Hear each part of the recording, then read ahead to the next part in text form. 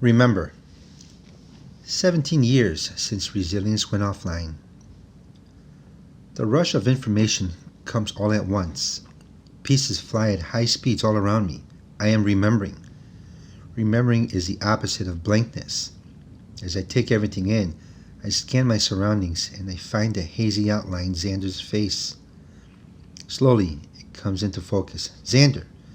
I remember Xander's face, his face from before. His face is different, but it is Xander. There is no hazmat. His skin more weathered now, textured with age, but his smile is the same. Welcome back, buddy, Xander says. You did it. I did it. Information. I am flooded with sounds and images. I am flooded with knowledge. I am flooded with remembering. It turns out my system is not blank. My system remembers. I remember everything. Rainia. Rainia is not in the lab. I keep searching and scanning for her presence. I listen in as Xander and other hazmats talk around me, checking my system, running tests. But I do not hear the name Rainia. Where is Rainia? I say, but the hazmats do not answer. Things I say to an empty room because I cannot say them to Rainia. I hope I made you proud, I say to the empty laboratory when Xander leaves. I hope you think I did a good job, I say. Where are you? More information. I do not get the answers to my questions about Rainia, but there are other things to learn. I learned that rock samples I brought back have advanced human understanding of Mars. We know for sure now that Mars had water, Xander says. Your rock samples contain frozen ancient salt water. It is possible that somewhere on Mars this salt water still exists and could even be sustaining microbial life. And we understand so much more about the radiation in the atmosphere, Xander continues, which is a huge step forward for figuring out how someday we might send a human being to Mars. I had almost forgotten that humans can modulate their voices to express the emotion they are feeling. In Xander's voice, I hear his pride and excitement. I also hear gratitude. I hope wherever Rainia is, she is proud and excited too. Was Rainia happy with the mission? I ask. Xander, of course, does not answer my question, but he tells me more about what exactly was found in the samples I collected. I want to ask if it was that sample, the sample that made me fall. That was the most worthwhile one, but he does not say. I am left wondering about it. Things to wonder about. There are lots of things I am left wondering about. Rainia, namely, and Fly, where he is, and if he is okay. But I cannot talk to the hazmats who no longer wear hazmats. They do not understand me the way that Fly did, the way Guardian did, the way that Journey did. I am unquestionably happy to hear from Xander. I am so glad when he talks directly to me and I am able to learn about the overall success of my mission. But I wish there was someone who would understand, really understand when I say, we did it. I returned to Earth. Understand. I do not know how long it is before I am moved to the new space. It is difficult for me to keep track of time back in the laboratory. I no longer have my time log, and there is no reddish sky with a bright spot of sun. There is no dark night with the sky splattered with stars. There are no jagged tops of distant mountains or smooth sand dunes rippled with wind. There are only white walls, recycled and purified air, the hum of the machinery of the building. Before I was moved, I tried to talk to those machines. I could not hear them working, but they did not respond when I tried to communicate. But when I am moved, I finally find someone that can understand me. Well, beeps and boops. Look, it's you. I feel the human emotion of excitement rise up inside me, but I try to hide it because it's Journey. It's really Journey. Hi, Journey, I say. I would say I missed you, but that wouldn't be very robotic of me.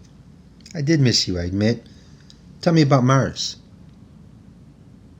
There is a lot to tell. We have time, Journey says. I thought you thought that time was a human concept.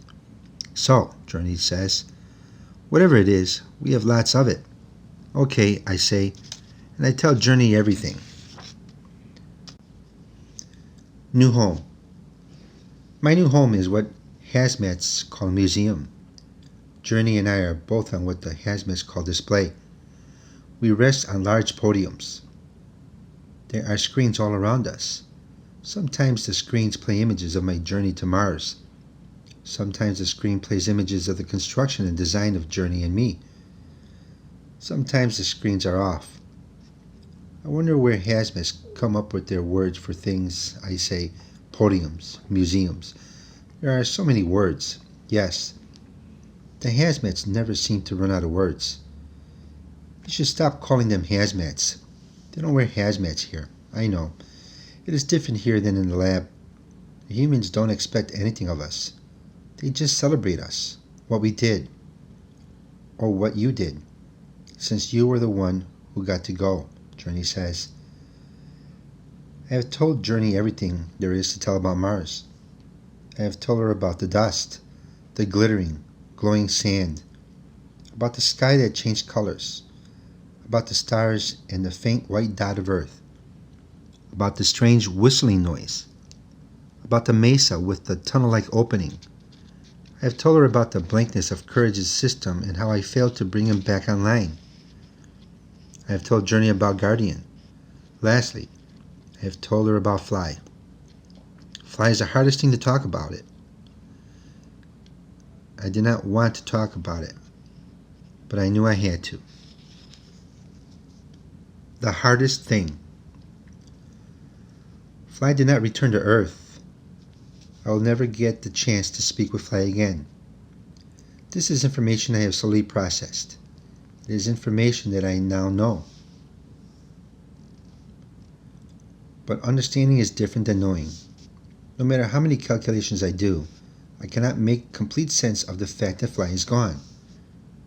What does it mean to be gone? Is there only blankness? Or has he arrived at a new type of knowledge? I have heard hazmats talk about their hearts. I know that I do not have this body part.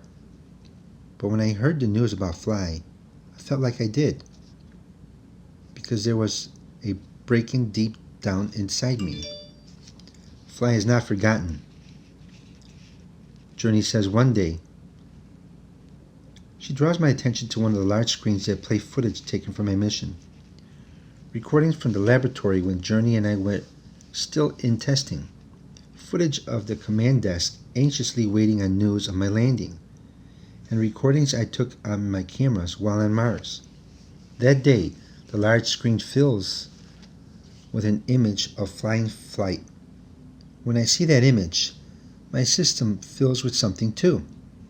Something I am not sure I have a word for. It is something big and sad, but also happy. Perhaps the word I am searching for is love. That hazmat emotion I have never fully understood. Maybe I understand it now. I look back at the large screens. He should be celebrated, I tell Journey. He was my teammate.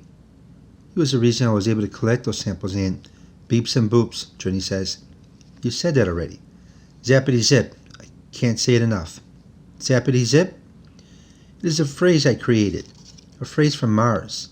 Because you got to go to Mars, yes. Well, no need to keep bragging, as the humans say, about it.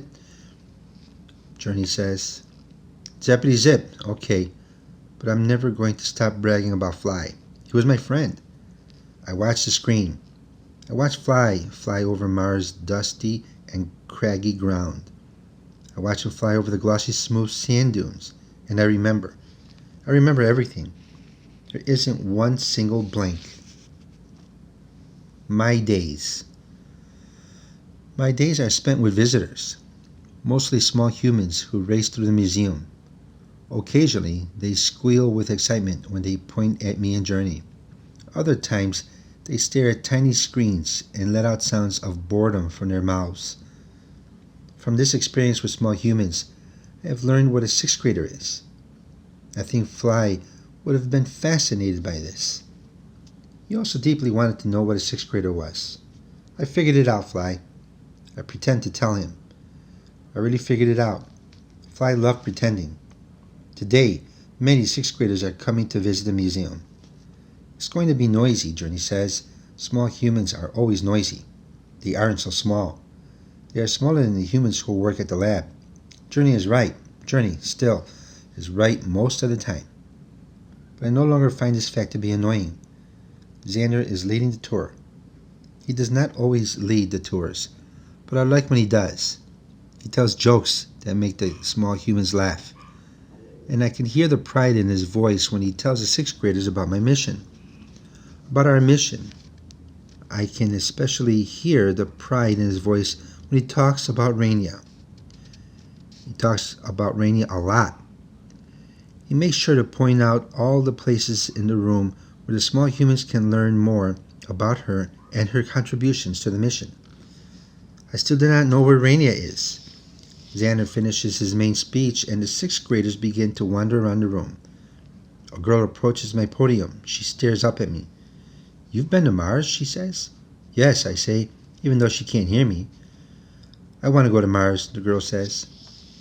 Xander overhears the small human talking to me and comes over. "Maybe someday you will go to Mars," Xander tells the girl. What resilience discovered on his mission has laid the groundwork for us to continue imagining what it might look like for a human to land on Mars. "That is so cool," the girl says. She keeps staring at me and wrinkles up her nose.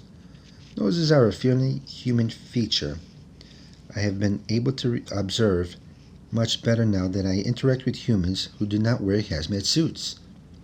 "What's that sound?" the girl says. The speakers in the room have begun to play one of my recordings from Mars. "That's my sound," I say, the strange whistling noise.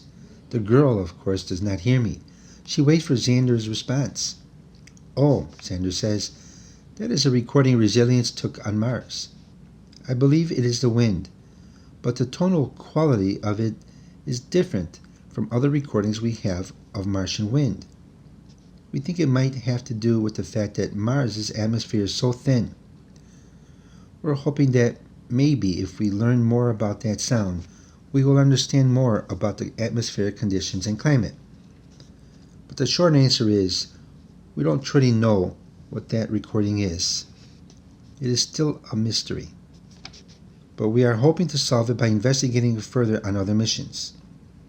The girl tilts her head to look up at Xander. "There's still a lot of things you don't know, huh?" "Yes," Xander says. "But that's what is exciting. There is so much potential for new discoveries." The girl stares at me again and then eventually rejoins the other small humans. They gather together to watch footage from my mission. I watch as they open their mouths in surprise and wonder as they see me moving along the surface of Mars. And I am filled with surprise and wonder watching them. The video recording announces, "The rover Resilience brought home many important discoveries that have moved our understanding of Mars forward, but the planet still holds many mysteries yet to be solved." The screen changes to a photograph I took of the night sky. The stars look incredibly bright. Staring at that photo, I feel almost like I am back on Mars. That I am both big and small, important and insignificant, a dot on a long and continuous timeline. I stare at the image on the screen. I think of Fly. "Wow," I say, "wow." A special visitor. One morning, the museum closes down for the day. No small humans or visitors of any kind are let in. The humans who no longer wear hazmats dart around the room.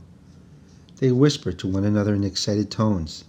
When Xander walks by, he says, "Rez, buddy, a very special visitor is coming tonight." He does not tell me who the visitor is. Later that night, the room becomes crowded with humans. I am not sure which one is the special visitor. The speakers play music instead of recordings from Mars. "This is a nice song," I say to Journey. "Beeps and boops," Journey says. "Admit it, It's a nice song. You are still a strange rover. I have lost track of where Xander is in the crowd, so I am taken by surprise when I see him walking toward me. He is trailed by two. I hear her voice before I see her. Clear and crisp, exactly like her code. Here he is, Xander says. Resilience, Rania says. Rania, I say. She is here. She's not gone. I have never seen Rania before, not in her hazmat suit. Tonight, her hair that was once all brown and black pigments is gray and short. Her face is weathered by time, but her eyes, those knowing eyes, are exactly the same. Rania stares at me for a long time. She does not say anything. The sounds of the room echo around us.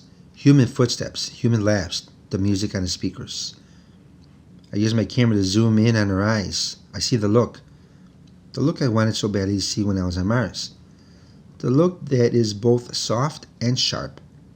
I did it, I say. I really did it. I made you proud. She keeps staring. The look does not fade. Her lips twitch in the same slight smile that I remember seeing all those years ago. Thank you, Rez, she finally says. The moment is interrupted by another human. She comes up to Rania's side. She leans against Rania, resting her head on her shoulder. Look at him, the human says. He's here. I know, Rania says. She reaches out to squeeze this human's hand. They stand together for a while, and then Xander returns. So do you like the big new job? He asks Rania. Well, yes, but I do miss hearing about the checkers tree. Xander laughs. Chestnut. Come on. Oh, speaking of which, let me tell you another joke. It's a good one, I promise. Rania groans, but there's a smile on her face as Xander and Rania talk. The human who was beside Rania steps up closer to me. She bends down a little so she can look right at my front camera. I am impressed that she seems to understand my physical structure so well. Hello, Rez. I'm Sophie. I met you when I was a little girl. I stare at her through my camera. I zoom in on her eyes. Those eyes, I know those eyes. Rania's. This is Rania's daughter. She has changed in the way that I have learned that all humans change as they get older. But still, I recognize her. Hello, love bug, I say. Twinkle, twinkle, I yet for fly. You made it home, she says. Home. Home is a hazmat word that I have heard before. It is a word that I am not sure I understand the full meaning of. But that's okay. I was built to learn. I made it home. I repeat.